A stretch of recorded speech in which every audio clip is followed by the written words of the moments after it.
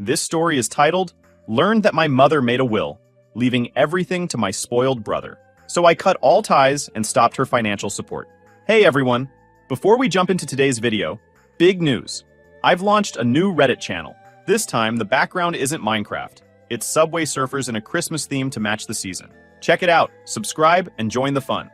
Links in the description. See you there. Now let's start the video. When I was 6, my dad passed away.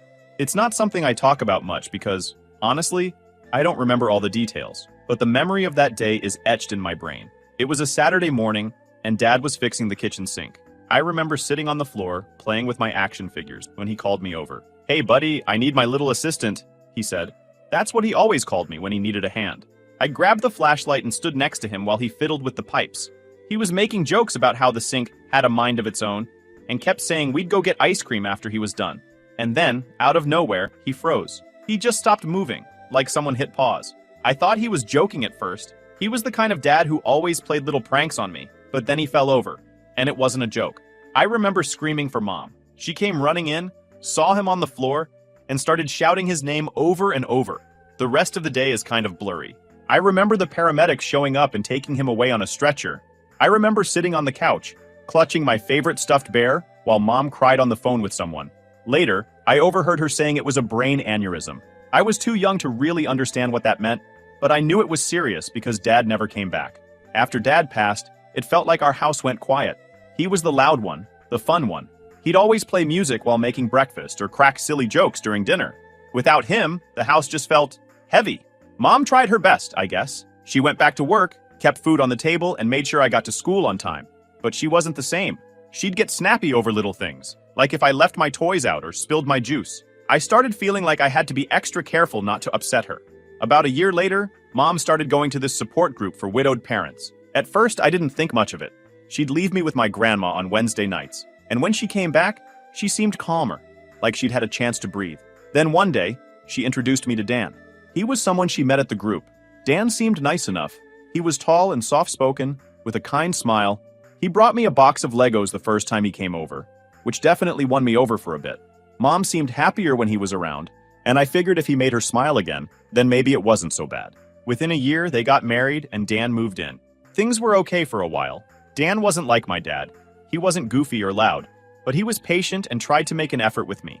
He taught me how to ride my bike without training wheels and showed me how to fish. He wasn't trying to replace Dad, and I appreciated that. But then Mom dropped the news. She was pregnant. I didn't really know how to feel about it. Part of me was excited to have a sibling, but another part of me worried things were going to change. And boy, was I right about that. Noah was born when I was 8, and from the moment he came home, everything became about him. Mom quit her teaching job to stay home full-time. "He needs me during these early years," she'd say whenever someone questioned her decision. Meanwhile, I was still a kid who needed her too, but it felt like she didn't see that. At first, I tried to help out. I'd bring Mom diapers or hold Noah's bottle while she got his bath ready. I thought maybe if I helped, she'd notice me more. But instead, it felt like the more I did, the less she saw me. She'd forget to pack my lunch for school or miss my soccer games because Noah was having a rough day. Dan noticed. I'd catch him watching Mom with this worried look on his face, especially when she'd brush me off to tend to Noah.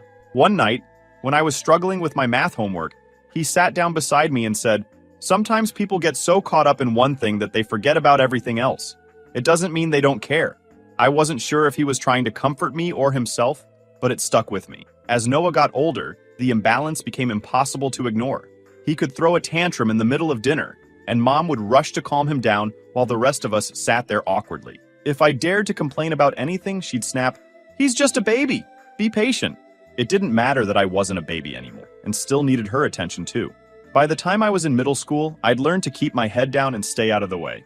I focused on school, hung out with friends, and relied on Dan for support. He'd take me to my soccer games, and even started coming to parent-teacher conferences when Mom couldn't be bothered. Looking back, I think he felt bad for me, but he was also walking a tightrope, trying not to upset Mom while still being there for me. So, by the time I hit high school, the whole Mom puts Noah first thing wasn't even up for debate anymore. It was just the way things were. I had kind of gotten used to it by then, even though it still sucked. But man, it's like Noah could do anything, and she'd spin it into some kind of win for him. Take the time he broke her favorite vase, just for you to get what I'm talking about.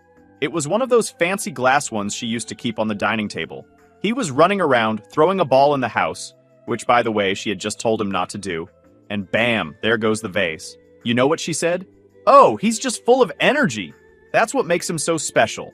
Special? I'd have been grounded for a week if I'd pulled that when I was his age. And it wasn't just the big stuff. Even the little things felt like a slap in the face. If I left my shoes by the front door instead of putting them away, it was a lecture about respecting the house. If Noah did it, "Oh, sweetie, you must have been so tired." Like, really? He's tired? I was doing double the chores he ever did, but somehow he was the one who needed a break.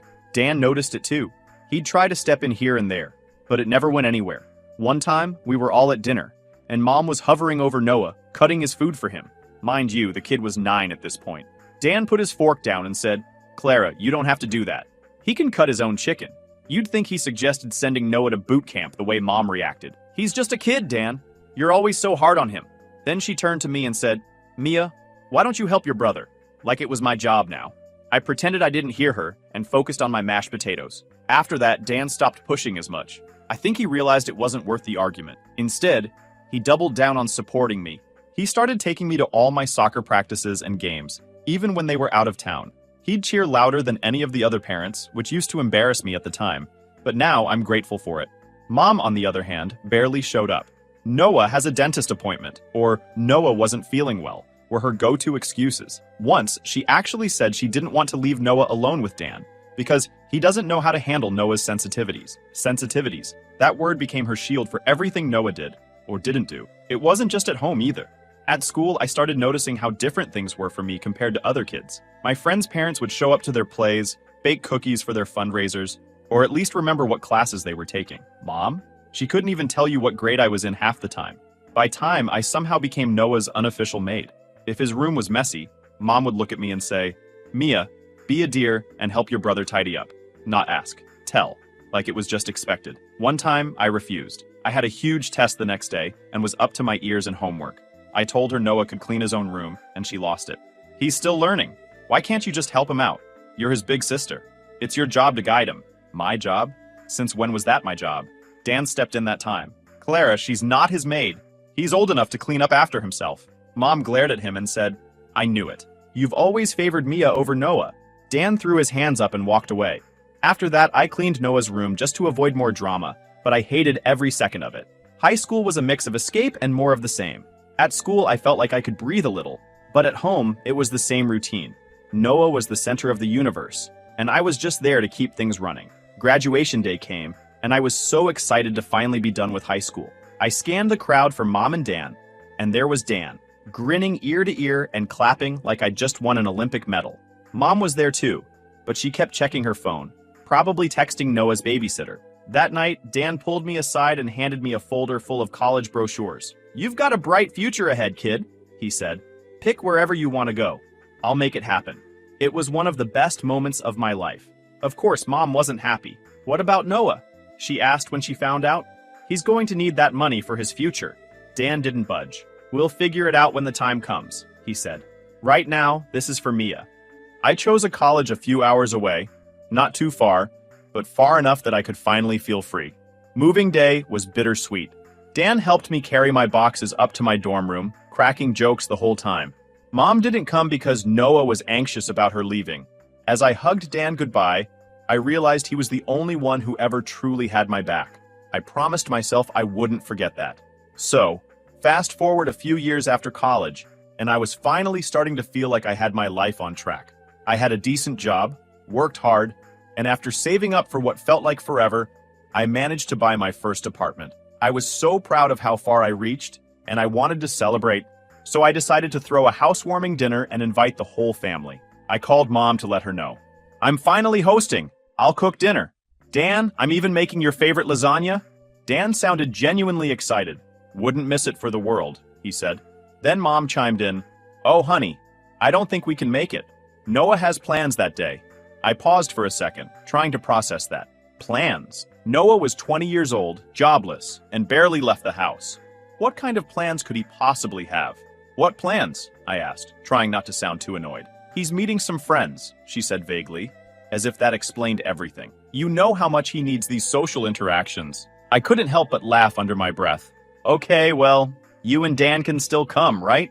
She sighed dramatically, like I was asking for the world. I'll try, but I can't promise anything. That was the first red flag.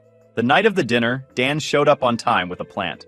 "This place looks great, kiddo," he said, giving me a big hug. It meant a lot to hear that from him.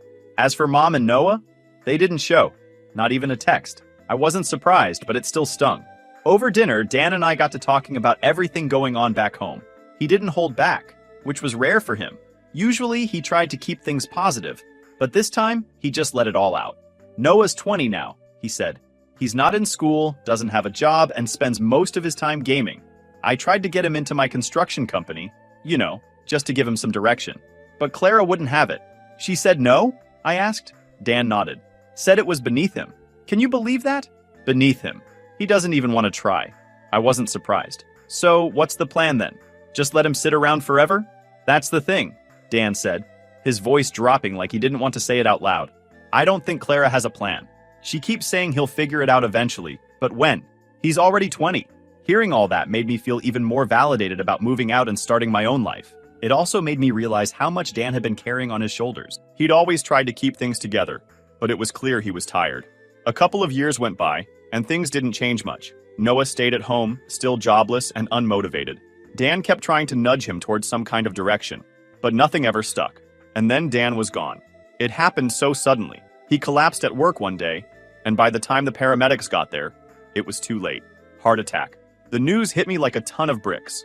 Dan had been my rock for so many years, the one person who always showed up for me. Losing him felt like losing the only real support I had. The funeral was hard, not just because of the loss, but because of how performative Mom was about the whole thing. She cried and told everyone how much she loved Dan and how she didn't know how she'd go on without him. But to me, it didn't feel genuine. It felt like she was mourning the security he brought to her life, not the person he was.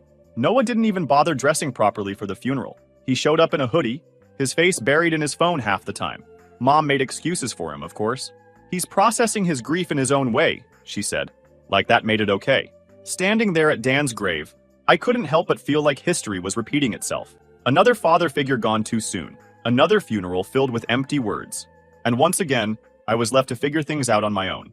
After Dan passed, things really started unraveling. I mean, they were already bad, but now there wasn't even a pretense of balance in the family. Dan was the one who kept things semi-functional, and without him, it was just Mom and Noah.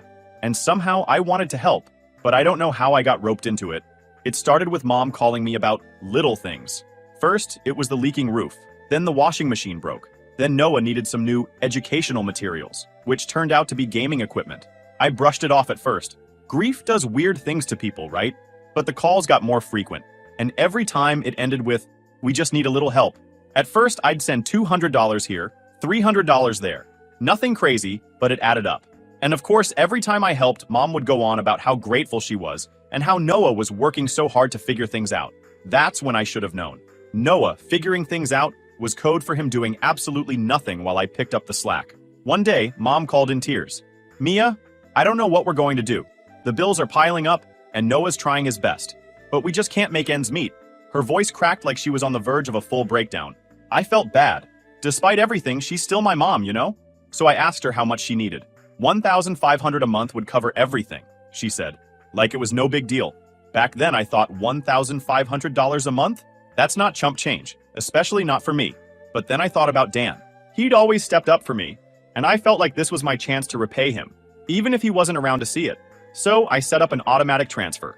Every month, $1,500 would leave my account and go straight into hers. It wasn't ideal, but I figured it was temporary. I kept telling myself that Noah would get a job, or Mom would figure out how to budget, and eventually, they wouldn't need my help anymore. The first few months weren't terrible. I tightened my budget.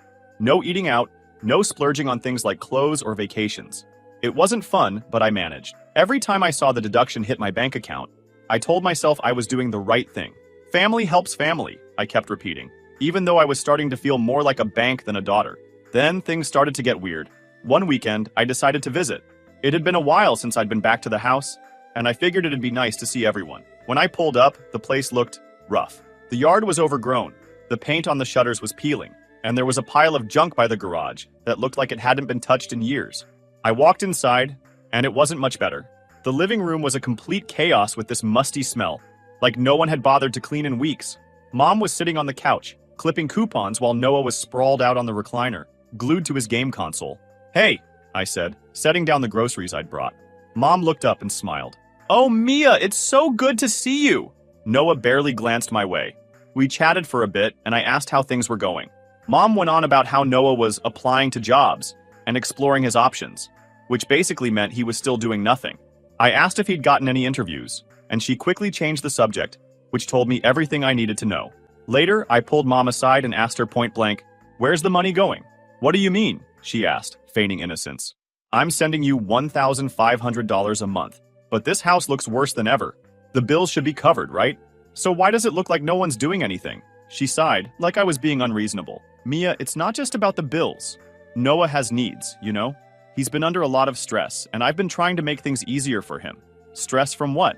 "He doesn't work, he doesn't go to school, and he spends all day playing video games," I shot back. Her expression hardened. "You don't understand. He's been under stress, he's sensitive, and he's been planning a little trip to clear his head. I thought it might help him figure things out." I stared at her, completely dumbfounded. "A trip? To clear his head? Is that what my money is for? While I'm out here working my ass off, Noah gets to take vacations to figure things out?" She bristled at my tone. "Mia, he's been through a lot. You wouldn't understand." There it was again. That was her excuse for everything. Noah didn't have to contribute because he was sensitive. He didn't have to clean up after himself because he was sensitive. And apparently, I had to bankroll his lifestyle because, you guessed it, he was sensitive. I bit my tongue and decided to let it go for the moment. The next morning, I found myself cleaning the kitchen because I couldn't stand how gross it was. Noah wandered in, grabbed a soda from the fridge, and left without so much as a thanks. Later that evening, as I was packing up to leave, I noticed Noah had left his laptop open on the coffee table. It wasn't like I was snooping, but something caught my eye. An order confirmation email for some expensive gaming headset. $400, I muttered, staring at the screen. Noah walked in at that exact moment. "Oh yeah, needed an upgrade. My old headset was trash." I couldn't believe it. "With what money?" "Relax, sis, Mom covered it. She said it was from the family fund." He used air quotes like it was some kind of joke. Family fund? That's what she was calling my $1,500 a month now? I could feel my blood boiling. "Are you serious, Noah? You can't even get a job, but you're out here blowing my money on gaming gear?" He rolled his eyes and smirked. "Oh, come on, you're loaded. What's the big deal? You're always preaching about how you've got it together. Maybe try not being such a buzzkill." That was it. That smirk, the way he acted like he was entitled to everything I'd worked for. It was like a switch flipped. I grabbed my bag and left without another word. But the entire drive home, my thoughts were racing. I'd spent years breaking my back to help them. And for what? So Noah could laugh at me while living off my money? I knew then and there, I was done. When I got back home, I seriously considered cutting off the payments. But every time I thought about it, I'd hear Dan's voice in my head, telling me to do the right thing. So I kept sending the money, even though it was starting to feel like I was enabling them.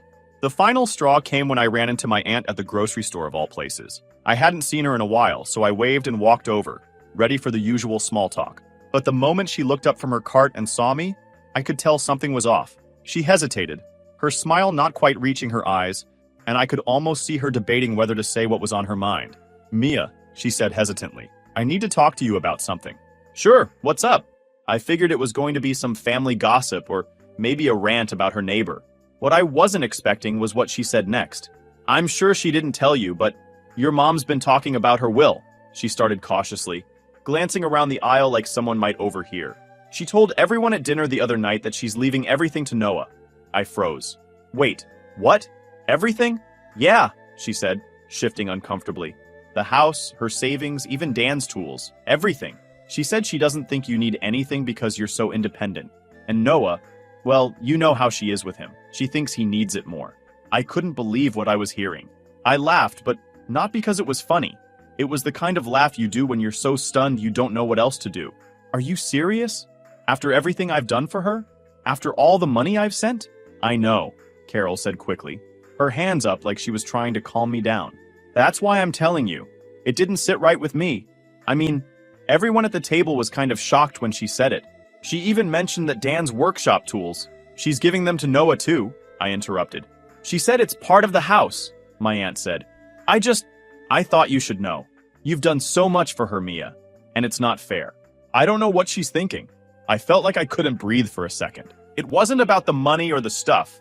I didn't need her inheritance. I was doing just fine on my own. But it was the principle of it. I'd been the one holding everything together. I'd been the one sending her $1,500 every month, cleaning up after Noah's messes, covering for her poor decisions, and putting off my own goals to make sure she and Noah were okay. And this was how she saw me? As someone who didn't matter enough to leave anything to? I took a deep breath and tried to keep my voice steady. Thanks for telling me, Carol. I appreciate it. She said, I'm sorry, Mia. I didn't know if I should say anything, but I couldn't keep quiet about it. You deserve better. After we said goodbye, I sat in my car in the parking lot for a while, just staring at the dashboard. Every memory of the past few years came rushing back. The sacrifices, the arguments, the constant feeling of being second to Noah. It wasn't about the will. It was about what it represented. I had given, and she had taken without a second thought.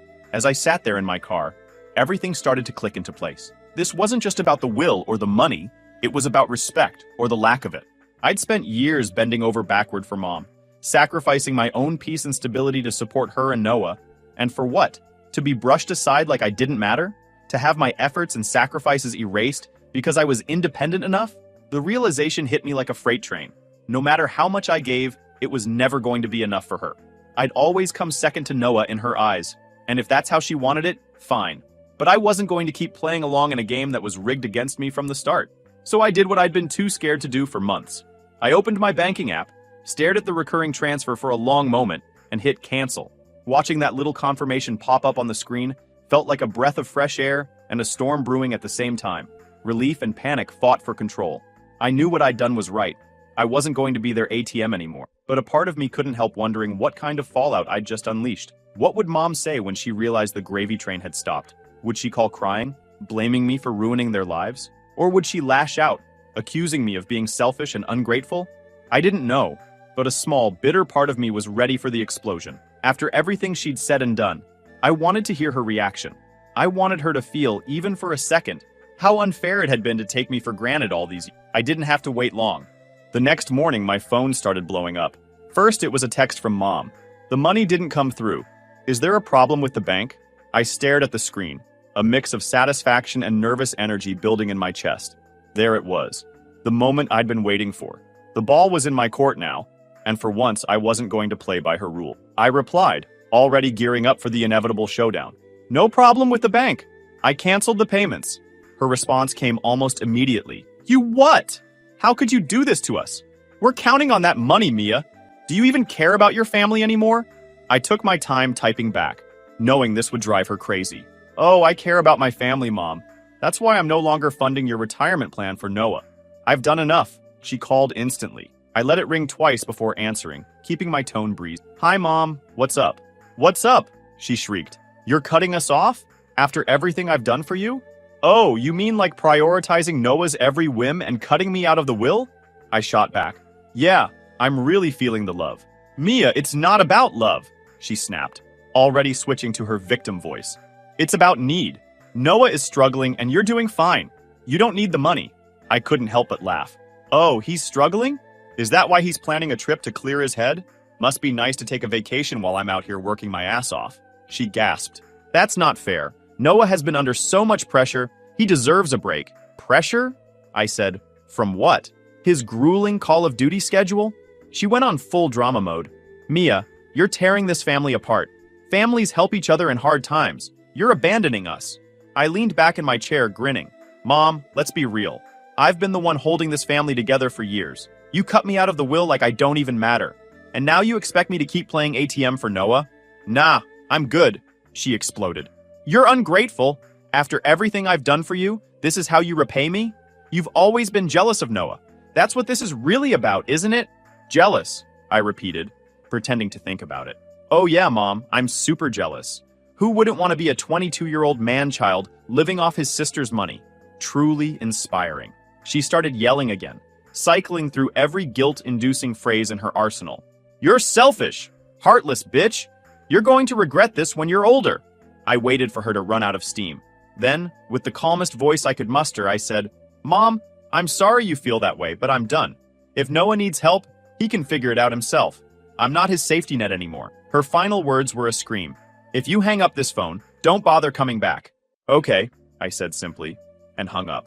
Then I blocked her number. Over the next few weeks, she tried every trick in the book to get through to me. She used different numbers, sent dramatic voicemails, and even emailed me. "You're leaving us to starve.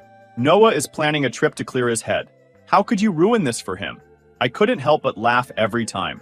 Noah even tried texting me from a burner phone. "You're a terrible sister," he wrote. "Mom's crying because of you.